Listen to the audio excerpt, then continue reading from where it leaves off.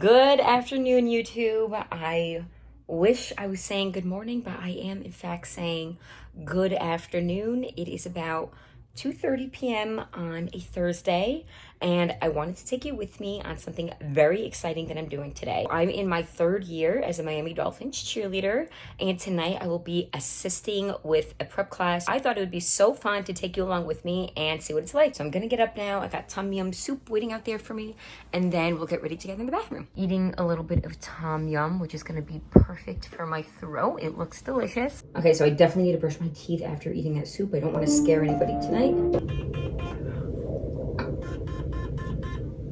Toothbrush is dead. I travel every weekend, and that's why my voice is hoarse. I am exhausted, but I'm so excited to do this. So this is where I have my little toothbrush. I judge dance competitions during the off season, and then I'm traveling to a different city every single weekend. For weddings, I've flown to California for like literally the past 6 weekends for Miami. So that in itself is exhausting. And then when I'm not judging, so that's like first thing Friday morning, and then I get back on Monday, and then Tuesday, Wednesday, Thursday, I am zip-zapping all over town and doing online privates, training people that want to be on a pro dance team. The primer's on, I let that sit, and then I move to my eyeshadows. So I use a mixture of browns, and we'll see what the vibe is today, how I'm feeling, how it ends up looking. It's always, I'm never consistent with makeup. So it's however it ends up looking is how it ends up looking. So this is so fun for me entering into the YouTube world. I've mostly been doing TikTok and sharing my story and how I became an NFL cheerleader and dance tips, everything like that on my TikTok. But I love YouTube. I've been using it for like pretty much all my life.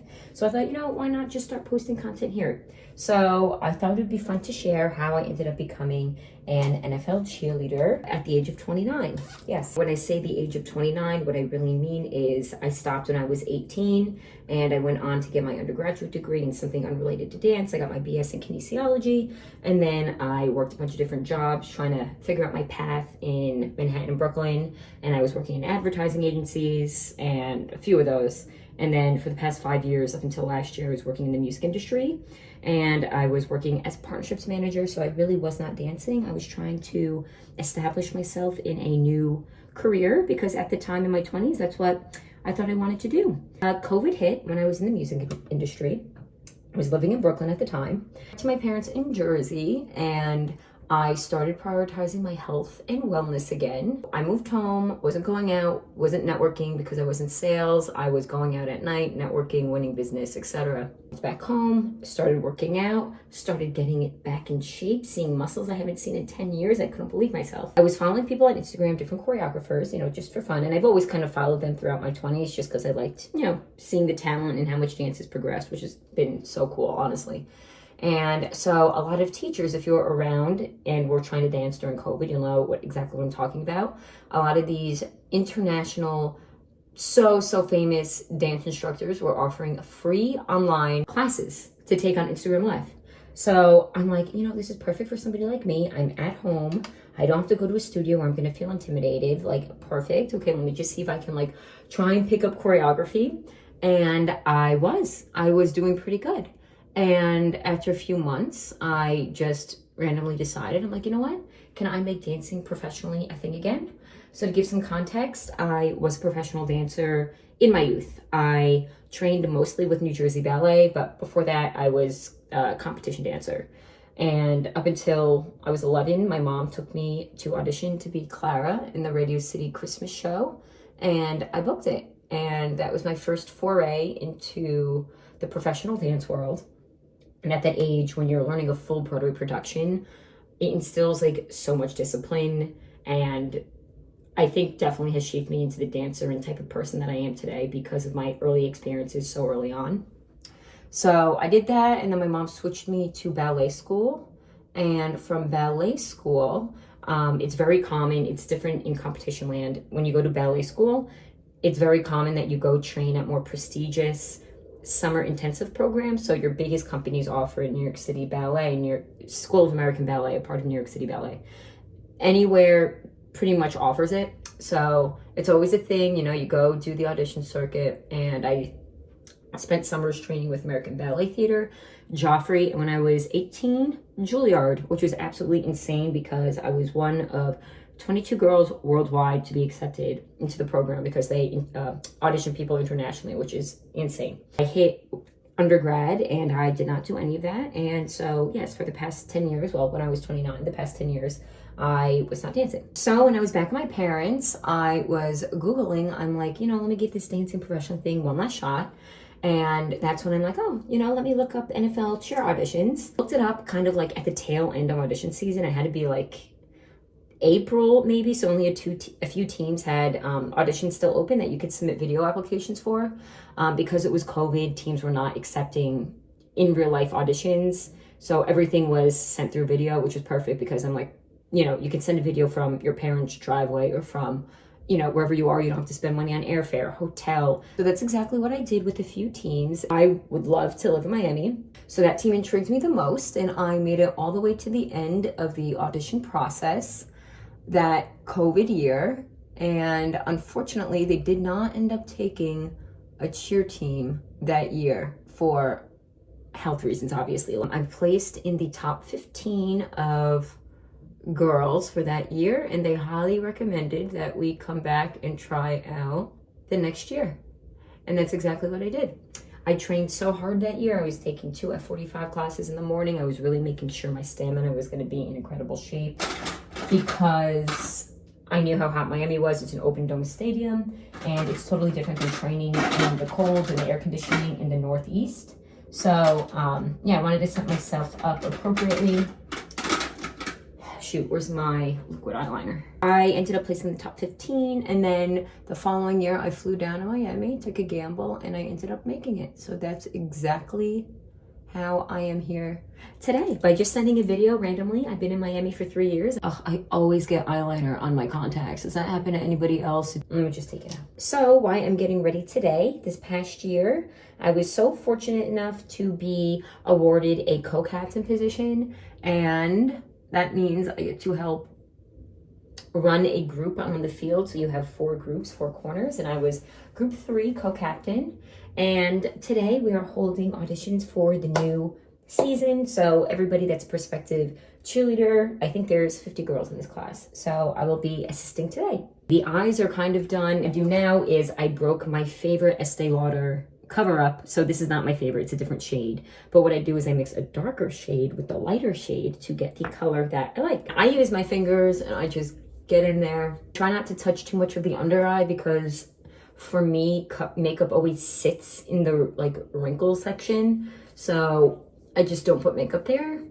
And I put it over my red spots, a little bit down the neck, a little bit on the forehead because I hate that forehead makeup look, but just a little bit. Okay, then I'll let that sit. I wash my hands now so I don't, oops. See, there we go, almost breaking things. And these are the lashes that I love using. So I like lashes. When you're on a field dancing in front of 60,000 people, you want big lashes. Otherwise it gets lost and it looks like you're not wearing makeup. I'm so accustomed to wearing these. I even wear them to practice. I wear them to things like this, to appearances. These are just my favorite ones. So these are the Ardell 782 Reme lashes. If I can open this box. Oh, here's a scissor. A little bit of a rush because I'm cutting it closer than I think I have to do my hair. Let's glue these bad boys on.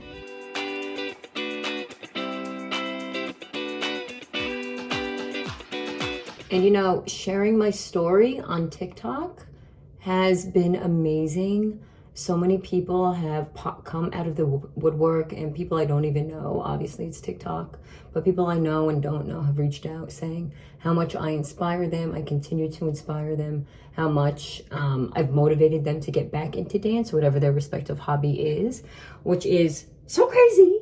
And I wanted to share my story with the hopes of getting people, you're never too old to do something. You can always get back into something or try something new. The only limits that you have are the ones that you put on yourself.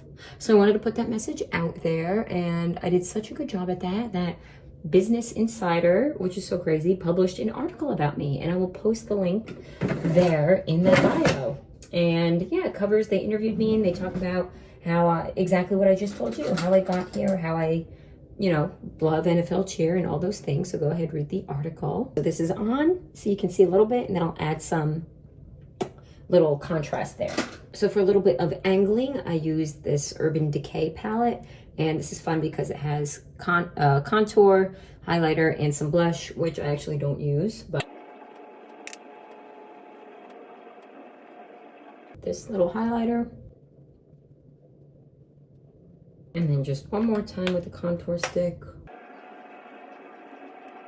A little bit more with the brow. I actually like a darker brow. I mean, here they look dark, but in this lighting, it's not all the way filled in, versus a lighter brow, because again, when you are performing, you want full stage makeup, and also to set a good example with the girls that are auditioning. You want to show that we always represent ourselves in the highest light, that we are in full glam. Okay, looking better already. So let's take out with this hair and see what we're working with.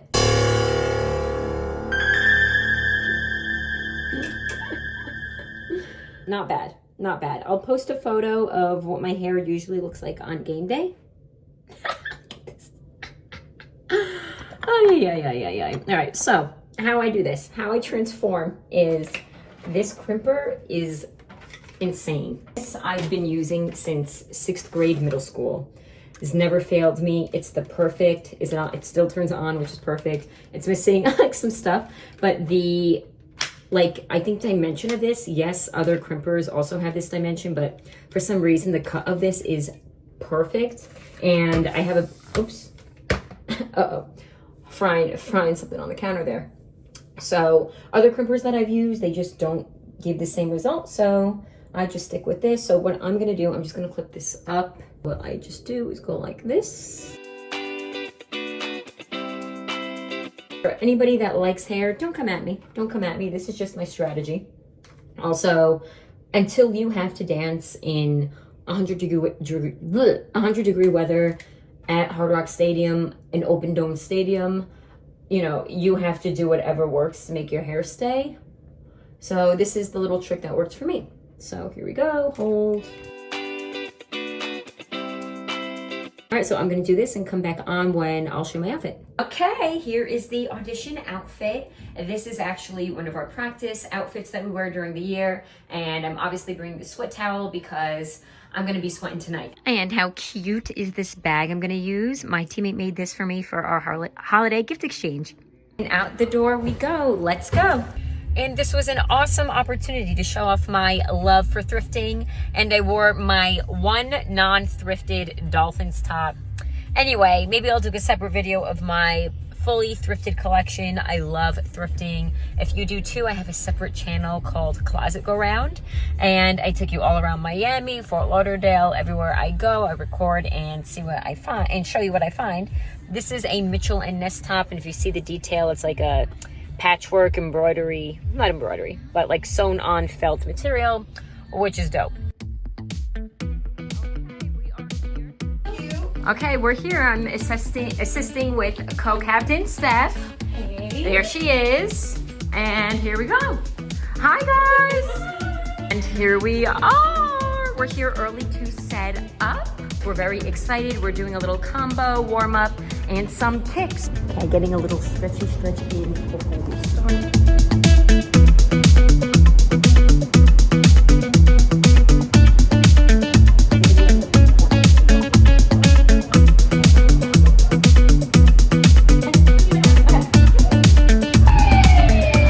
I'm making a little vlog. Here's little cute Allie. Hi. Here's Lexi and Em. I'm doing a little vlog. Hi, everybody. Okay, and we're getting started. Here is the room, and people are filtering in, and we're about to get started. This is Aaliyah. This is our teammate Aya from Japan. Hi, miss you. Price in the building and Maite. Hi, Maite. Hey, Price. What's up? Looking fab in the purple. Maite looking fab in the orange. Now we got Juju in the building.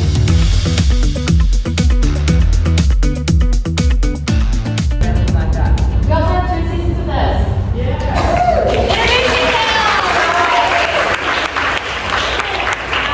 I'm Dre, and I'm a 3rd-year co-captain. Where are you from? I'm originally from New Jersey. Anybody from the Northeastern here? Hey!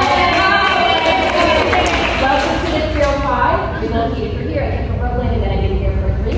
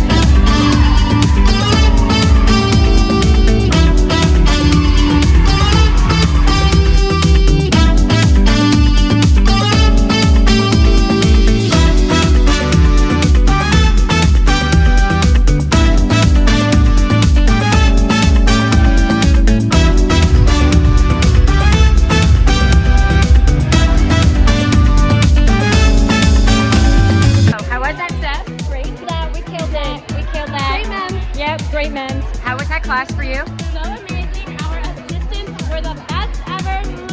And you know who the assistant was? Ayako just gave us these. Where are these from, Ayako? From Japan. Japan!